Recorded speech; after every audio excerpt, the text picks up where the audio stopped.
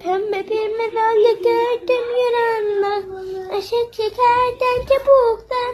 Gizemi dondu bir anda. Ne gün çilek kokusuyla. Kalbin atanlarıma sıçtı. Gezi başından karanlıkta. Affet kedini vermek istedim. Seni çok özledim. Seni çok özledim. Seni filmin dün gece fark etmedi. Sırtımda uzun hırka gibi gece. Yarenlik etmez parçalandı gece.